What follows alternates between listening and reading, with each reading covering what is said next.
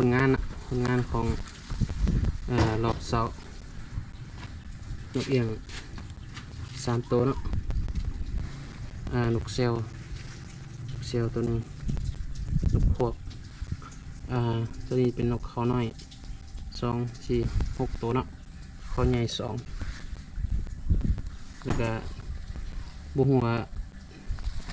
บ้านเพิ่นเอิ้นอีหยังเนาะตัวนี้หาก็เคยเจอครั้งแรกมื้อนี้ไปกับสุดท็อป A นะท็อป A ใส่กับตัวนี้บอลเสริมลมเนาะตัวนี้จะเป็นวาล์วคอถังเนาะเก็บเสียงธรรมดาเนาะเก็บเต็ก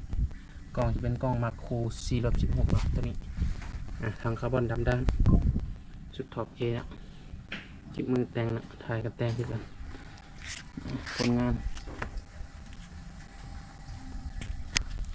ทำงานตอนเช้าเนาะเลาะทง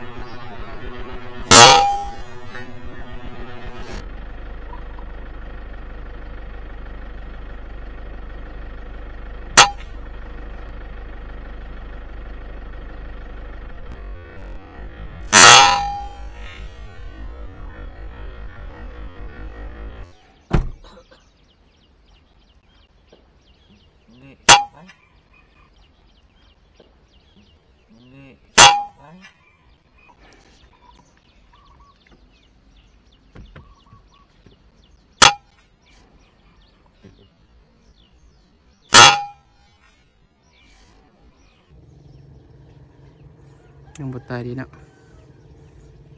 เซลพร้อมบ่2 3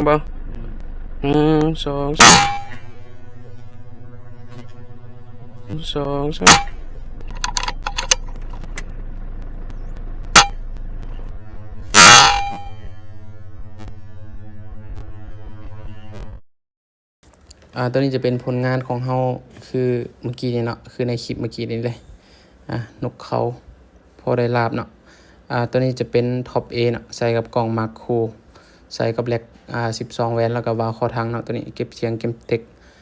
แล้วก็ตัวนี้จะใส่กับสโคปแคมตัวนี้มีกล่องในโตเนาะสามารถกดถ่ายได้เลยลูกค้าสนใจทักเบอร์เด้อ